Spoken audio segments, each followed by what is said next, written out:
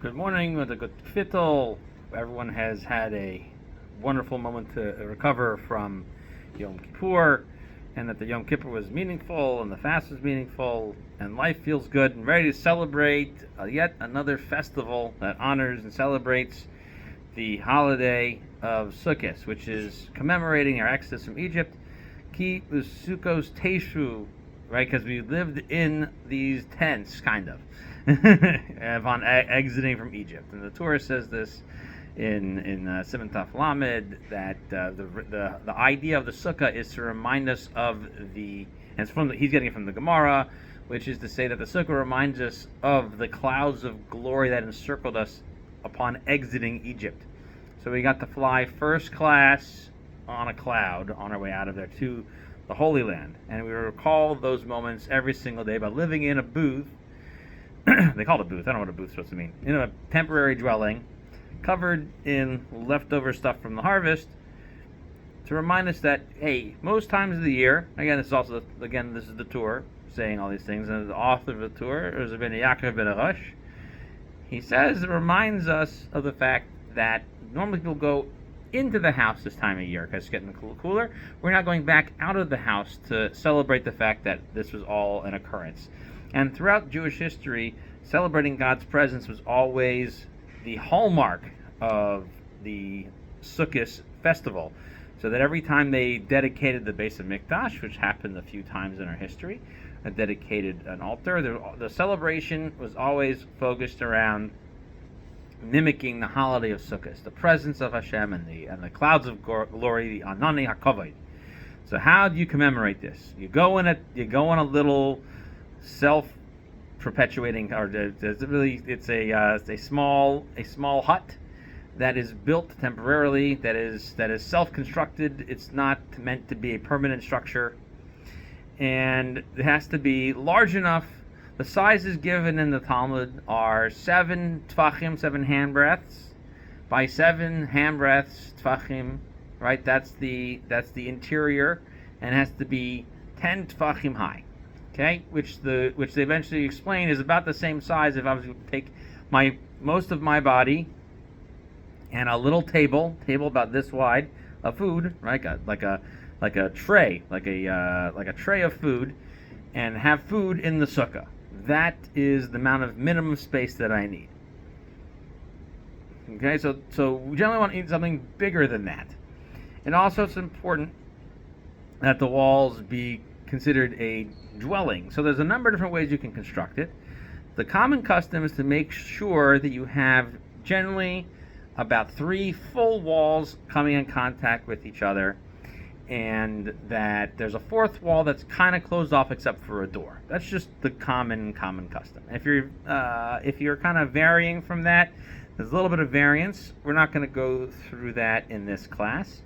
Just know that at the very minimum you should try to have about 3 walls, and then on the 4th side have something there, maybe just to kind of remind you that there should be another side as well. But for example, if you were traveling and you opened up 2 car doors, sat on the ground, and put schach across those 2 automobile doors, that would about be the minimum size of a sukkah. There's also, I've seen for sale, these pop-up sukkahs that you basically can sit inside and put the schach on top. Now it's important that the actual physical building, the thing that's going to house you, is constructed first, and then you lay the schach out. There's a problem known as ta'aseh v'lo min ha'asui. The commandment is that you shall make a sukkah and sit in the sukkah and dwell in the sukkah. But that's why you should make the walls first and make sure it's good. So another important thing is that you don't want to have the schach touching the sukkah walls if they're made out of metal or anything like that. But let's start with building the sukkah. Okay, so you need to have 3 walls. All right, and many people really want you to have 4. Okay, so that's really important. And you want to make sure you build it in a place where you have permission to build it. If you build it in a public space, you're still permitted to use the sukkah, but you're engaged in what's called gezel derabim. You're stealing from the public space. So, for example, building a sukkah in a public park without having a permit would not be permitted even though you're fulfilling the mitzvah, it's not permitted al pi halakha because you're committing another sin of stealing from people who have permission to walk in this space. Now let's talk about the materials for the walls of the sukkah. Okay, so that you really can use whatever you want to for a schach. The Talmud talks about some funny cases about tying some elephants together, right? It's just hard to convince them to stay there the whole time. So the truth is that anything can be used for a sukkah. Now, the real problem is using a tied down tarp, okay, or using canvas or other things that they themselves cannot stand up, so they are tied to a frame. So they're only considered a wall, a halachic wall, if there is no reverberation or amplitude side to side off the middle, about 3 tvachim, which ends up being about 9 inches. Some people say 9 inches altogether, so it'd be a big amplitude. Other people say it's 9 inches in total, so it can't wave off the center by 9. So it's a dispute. So since it's a Torah mitzvah, one should, if they're going to use cloth walls, there's something known as, they call them mahadran strips sometimes, but basically you want to make sure that the bottom of your sukkah is halachically a wall, and then you can put whatever else around it that you want. So if you're going to use those frame sukkahs, the best thing to do is they provide these strips that you tie along the bottom, and they go about 8 inches apart from each one until they get to be about 36 inches high. So about tall enough to basically the inseam of, a little bit above the inseam, like one handbreadth above the inseam of a pair of pants, right? A pair of pants is like 32 inches, right? So like one shot above that, and that's how tall this needs to be. So if you go stand next to it, and it comes up to like the middle of your pocket, or right above your pocket on your pants, that's how tall the walls need to be. And you need to make sure that the rope that you're tying around the wall are secured down, and they're within 8 inches of each other starting from the ground. So you need about 3. So you have the ground, then you go up about 8 inches, go up another 8 inches, go up another 8 inches, right? And then you're good to go. Okay? So that's that you should, that way you don't have to worry about the size of that. And so you can't rely on making simply just a door frame either to fulfill that. That doesn't count for a sukkah. Let's see over here. Okay, the mitzvah to build a sukkah started last night, right after Yom Kippur, but it's sometimes it's hard. So some people say that you should start at least before the Shabbos, before Sukkos, and do it yourself instead of hiring other people. But those are just ways of doing mitzvos in general. Okay, so a couple things about decorating the sukkah. So we're talking right now about the sukkah itself. So decorations are considered set aside for the mitzvah of sukkah, but it's a mitzvah to decorate the sukkah and dedicate it for the purpose of having a beautiful sukkah. So you can't move any of them the whole yontif long, and you should also not touch them on Shabbos and Yom Tov. There's different levels of muksa, but the muksa is mostly that it's set aside for the purpose of the sukkah all day long. Now, if you need to take them down, okay, because of the rain or anything else, so you should try to avoid doing that on Shabbos and Yom Tov if possible. And to do it on Chol HaMoed, you could do that. But what you need to do is, if you're afraid of rain on Shabbos and Yom Tov itself, you should say beforehand, I'm putting this on, but there is rain, I want to be able to remove it. So you should make that condition when putting it on there. Okay. You should also make sure if you're hanging stuff from the top of the sukkah, where the schach is going to be, we'll talk about the schach in a second, you should have it within at least 4 tvachim of schach, so within 4 handbreadths. So if you're not sure how to measure that, it's about a foot. Again, when we're talking about, if I tell you within a foot, right, and I'm already doing this, right, so just keep it in, you just keep within a reasonable basis of the schach. So if you're hanging like those chains or whatever, don't let them sag real low down, because then that could be a problem of sitting under stuff that's not kosher for schach, because they are technically utensils of some kind. I'm using them for a purpose. Okay, so all pictures should be Sukkos related, and it's really helpful and nice to do that. Those are great decorations. Putting in nice utensils. Try not to bring the cooking utensils into the sukkah. That's considered not nice, right? Your kitchen stuff is considered not nice for the sukkah. So stuff that you would have in your living room and your dining room, that's nice for the sukkah. Okay, and I think let's move on with that. There's some other interesting things to think about. which I'll just mention here briefly, but I don't want this share to be an hour. I want it to be about a half an hour. And I want to cover a lot so that we kind of get a good review of what to get ready for Sukkos. So there's a question if you can use someone else's sukkah or not. It preferably should not do that. If you did do that, if you're not sure whose it is, you need to use it right now because you're hungry, whatever, you still fulfill the mitzvah, but you should really ask ahead of time. And another interesting thing is that if schach falls down on Yom Tov, you can ask a non-Jew to put it back up. Okay, so we talked about the sukkah itself. Let's talk about the schach.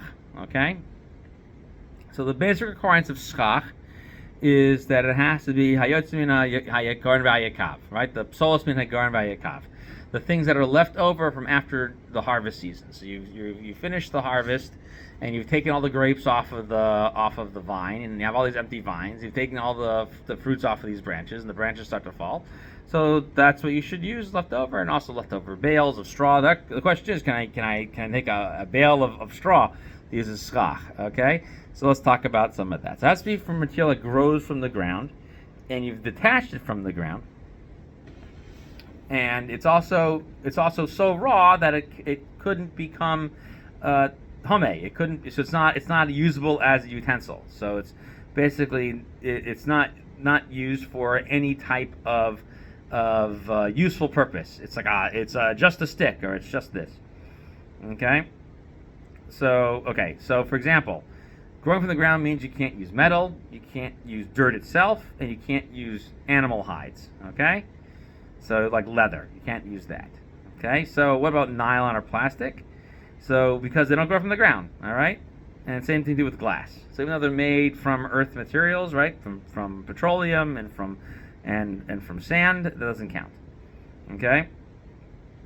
Now, if you cut the plant out from the ground, right, and you let's say you cut a pine branch and you put the pine tree on top of it, but those nettles are going to fall off all through Sukkos, you shouldn't use that in the middle of Sukkos because the growth is going to fall into your food. So you shouldn't use that. Okay? And so if they're fresh, you should try to not use that for schach because it'll dry up and then fall into your food. Okay, so like big leaves and so on. You can fill up like some holes with it, but not use it for the majority. You should use stuff that have dried out for the most part. Okay, so for example, so stuff that's grown from the ground you can't use. So cardboard, you can't just cover your schach in cardboard because now A, it's usable material, and two, it's been changed from its original form, so it doesn't count. Okay. So you can put paper products to decorate within 4 tvachim, like we said previously. So let's see. So we also mentioned it has to be detached from the ground, so like trees are no good. So move your sukkah away from underneath the trees. And you just need to kind of lay on your back and look straight up and see if the schach is directly over it. Or you can go late in the day, in the evening, and shoot some light straight up in the air and see if it hits if it's a singular beam like a laser, where it's a focused beam. If it hits the light of the trees, you know the trees are over your schach. But if they're like super high in the air, if it's imposing over your airspace, but actually directly over your airspace, you can still put the sukkah there. So if it's like really far away from you and you're not sure about it, just lay on the ground and look up and see if you can get a laser sight up in there to get that out of your way. So sometimes people think that it's no good, that it really could be good, even though there's a big tree nearby. Okay, you also can't use food, so don't try to cover your schach with a bunch of apples. Okay, so don't do that. Now, most people like to use bamboo mats. So, so pretty much everybody say that they're okay. The reason why they're okay is because they've generally been made for the purpose of just having a mat, but they're not made necessarily because you have to use them for something else. The question is, can I use things that were made for the purpose of being window blinds? Can I use things that were made for the purpose of sitting on? So if they were made for the purpose of sitting on them, then you couldn't use it. So the question is, with a large manufacturer, what could you use? So they've permitted things, for example, there are reed mats that were used as, people would use them, they were strung together and used as fencing. So that's been permitted in the past. And the bamboo mats generally okay because they're made to be rolled out. Mostly they're used as mats just for the top of the sukkah, not used for anything else. Some people don't like it when they use a nylon string. If they use actual string inside of it, that's preferable not to use that for schach. Like it's like a woven string, because now you're using something that is actually a usable material. It's string, so you shouldn't use that for your schach mat. So if it's just nylon strands holding together, excuse me, that's preferable not to use that. We'll talk about being held up by items that aren't kosher for schach in a second. But also the mats should be made from either something that's like nylon, which doesn't really count, right? It's not really kosher for schach, but it's just holding the mat together. It could be okay. Some people like to have it woven together, but even woven could be problematic because it's technically more usable, and it's hard to see through them because they're like that. So some people weave them a little bit. They weave the bamboo together. So there's a lot of different things on it. So just the easiest thing to do is to buy a schach mat that has a proper hechsher on it. So talk with your local Orthodox rabbi or message me for what type of schach you can get. And there's still plenty of time, still plenty of shopping days and shipping days to get a kosher schach. Okay, so the schach has to be thick enough so that you can block out the sunlight, but thin enough that you can still see through it at night to kind of see the stars. Okay? So it needs to be more shade than there is sun. So the way you do that is kind of look at the ground and you see that there's more shade down there. Okay, and look at different times of the day, and that's how you know you have enough over there. If you're using mats, generally that you don't have to worry about that so hard. Just if you're using branches that are uneven and all over the place, you have to thicken it a bit. Okay, and now if you made it really thick that you can't see through it at all, well, that's not such a big deal, unless it's so thick that even rain couldn't enter. Okay, like you build it in such a way where the rainwater can get in. So, preferably you shouldn't build it that resilient. Even though we don't want rain in the sukkah, you shouldn't build it so thick, because then that sort of looks like a house roof, and so therefore you should try to not build it so it's that impervious to water. Let's see. You should try not to leave too much empty space in there. If you leave an empty space that's bigger than 3 handbreadths, so 3 tefachim, that's considered a no-no, and you need to fill that spot in, because then it's like that spot, it's like it doesn't connect all the roof and the walls all together in the same spot, and you can't sit under there. So if it's smaller than that, then that's okay. So if you kind of, you kind of put a bunch of schach and leave a space here, put some schach, leave space here, that would be okay, but not too much. Okay? So the only time that this is a problem is if you have something that goes along the whole length of the sukkah. So, for example, if you want to hang light fixtures from the sukkah, that's technically considered schach pasul. So they recommend often that someone who is obligated to be in the sukkah shouldn't sit under something like that.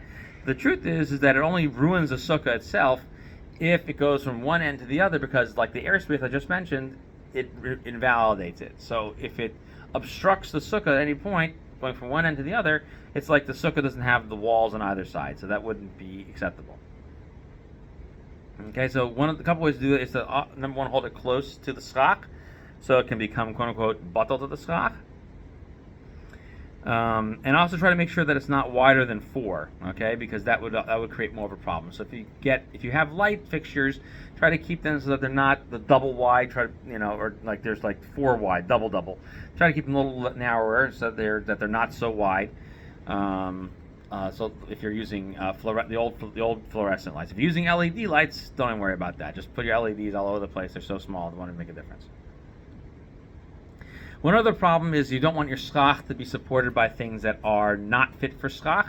Usually the general problem is known as mamid b'davar hamakabel tama, using schach that is a utensil which could become ritually impure if you come in contact with a person who himself is ritually impure. Okay, now that's a lot longer than the actual Hebrew itself, but the Hebrew itself implies you know what I'm talking about. So mamid b'davar hamakabel tama is basically to say holding it up with something that receives impurity.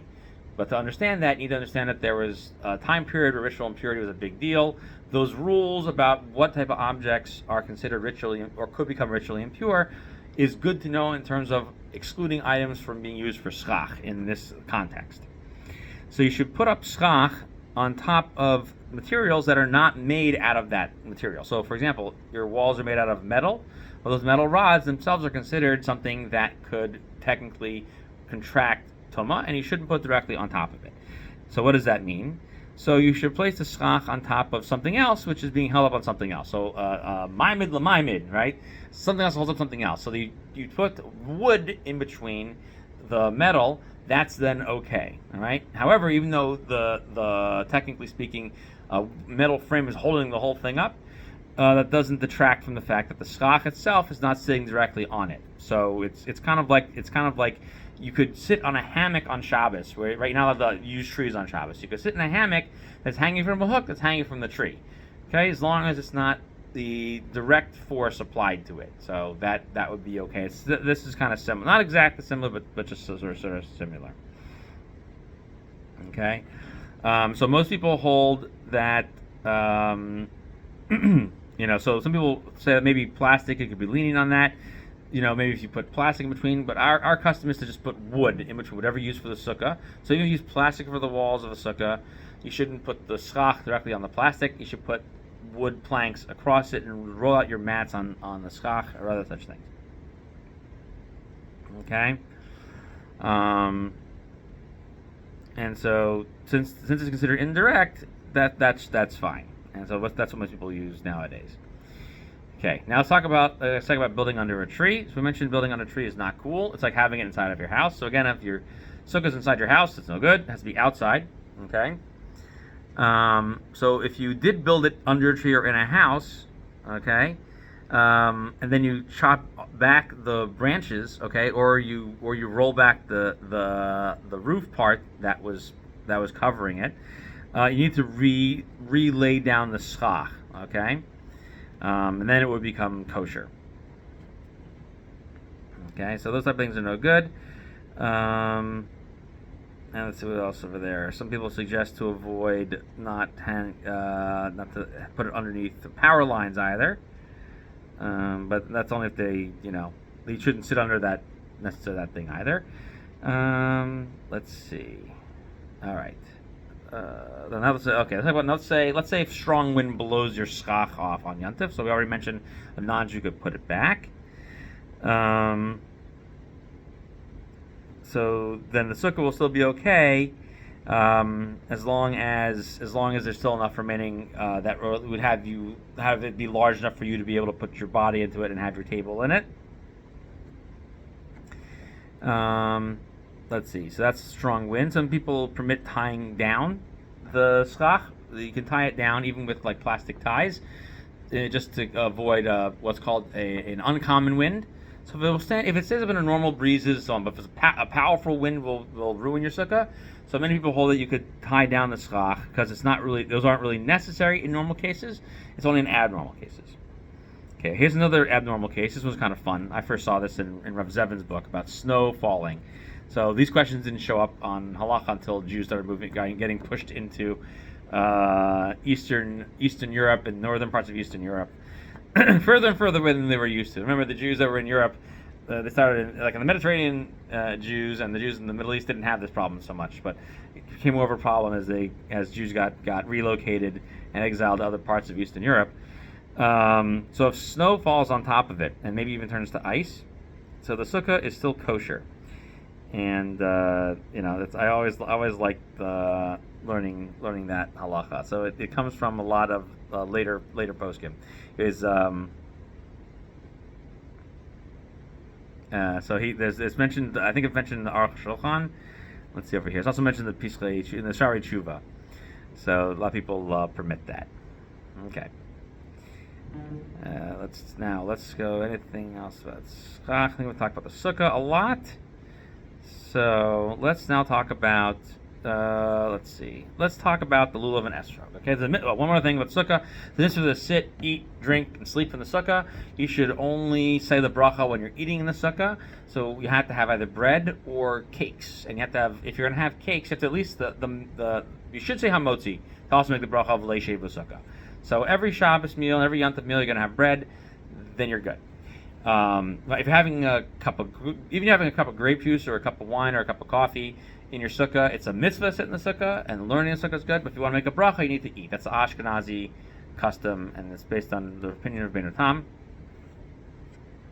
So that's the main thing for it. Let's talk about the Lulav and the Esrog and all these other things over here. Okay. So let's talk about the important things over here. So you have to have four types of species for the mitzvah of the Arba Minim. For the four species was the other mitzvah of Sukkos to shake these four things together. So they have the requirement for the date palm, the citron, the willow, and the myrtle. Okay, so let's talk about the lulav first, which is from the date palm. Okay, so it needs to be from a date palm where the leaves are together and they go at least 4 tvachim, right? So if you could put 4 hands over it, it's good enough. You need to make sure that you purchase it. Okay, and that's always the best thing. And you should try to make sure that the tip isn't split, that it's not bent or dried out and broken. So those are the main things about the lulav to know. Next thing is, let's talk about the esrog. That's also an important thing to know. So it's really important to make sure that you buy a kosher citron. A lot of things are grafted, so it has to be at least the size of an egg, larger than an egg. And usually there's a little shoshanta up top, and called a pitum. There's a little crown on top called the pitum. Okay, so some of them grow without one, some of them grow with one. If it grows without one, it's kosher. If it grows with one, that's even nicer, a lot of people say. And you want to make sure that you want to look at your esrog because there's no black or brown marks on it, and that it's rather symmetrical and nice and yellow with not a lot of green. If there's still a little bit of green in it, you can put it in a brown paper bag to help to get it more yellow. Okay, so a lot of people don't like grafted esrogim, so that means that's why you have to make sure that you should only get ones from kosher places. So that's important. You want to make sure your esrog isn't punctured or missing anything, and that if it's from Israel, that proper tithes and were taken from it, like truma and meiser. So that's going to make sure that you want to make sure that it belongs to you as well. So you have to always make sure you ask for permission before you take it from somebody else. These are really important. So if you're going to order one from a site like an online site, then you need one imminently. It's important to look to see who's giving the hechsher. Okay, so hadassim is the myrtle, and this is the one that comes to 3 prongs of the leaves. You want to make sure that it goes up the entire length of the shaft, and that only has to be 3 tvachim, so 3 handbreadths long. And then some people get the longer ones. It's also good to have the 3 leaves around each little circumference of it. Like every interval should have 3 at each interval. That's the best way to do it. But as long as most of them are like that, that's fine. There's a requirement of known, because they're called eitz avos, the thick treeness, the myrtle. So the thickness comes from the fact that there are 3 leaves around each side of the central stem. So that's the important thing. But if leaves some fall off, as long as just a few of them, like most of it's still covered, that's still kosher. Again, you don't want them dry. Okay, so the best ones, so you want lots of leaves close together, so the end of one goes among the other ones. You don't see the stem at all. That's the best one. Okay? So that's another important thing. And if the top of it breaks off, okay, it's still kosher, okay, for the blessing. But the little tips at the top look like a tiny crown. So if that breaks off, that's okay. You should make sure that it has that before the holiday. If it breaks off, not the end of the world. You also want to make sure you leave these in water so that they stay fresh through all of Yom Tov. Now the aravos, the willow branches, are the ones that are really the toughest ones to deal with. They're super easy as long as you get proper willow. You don't want the kinds that have the serrated edges to them. So this is actually kind of important that you're getting good ones. So people try to I'll just grab the willow branches from anywhere. No. So leaves of the kosher rava, they should be long and narrow. The edges have to be smooth. They kind of look like they're a few inches, like a couple inches long. Okay. If the stem of it is not red, okay, or has round leaves, okay, it has to be a point to the end. Then that's no good. That's a different type of willow. They're all different types. Okay, and actually the stem doesn't only have to be red. It could also be The stem could also be, what's the word I'm looking for? Could be, I just mentioned red, it could also be green, just not white. White's also a problem. Okay? So, for example, using eucalyptus is no good. Okay? So, and if it loses some leaves, that they tend to do, it's the hardest one to keep fresh all week long, so people buy extras of it. As long as it has most of its leaves, that's okay. But if most of them dried out, or they lost their green color, they turn they turn into other colors, but they're still there, or they're still it's so hard to keep it kosher. Some people buy an extra set. The ravos are the hardest one to keep kosher. Okay, but it's only no good if most of the leaves fall off. So that is that guide. There's some great stuff online, which I will try to make available for you to use as a good buying guide. And we'll see if you want to get more specific about it. I will direct you to some really excellent buying guides. So reach out to me directly to get it. And if you go ahead and subscribe, I will send me a message. You can find my contact information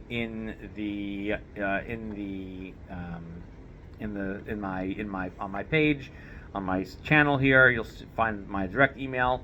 So if you send it out to me, I'll send you over a purchasing guide, and we'll go ahead and get you set up with some more important information. So thank you for listening to our laws of Sukkos and Abra Minim Shir. Hope you have a Chag kosher Sameach and a Chag Sameach. This is the holiday that's all about Simcha. So we hope to see you online, and share this with your friends as well so they can learn, and have them subscribe as well. Have a wonderful Yom Tov.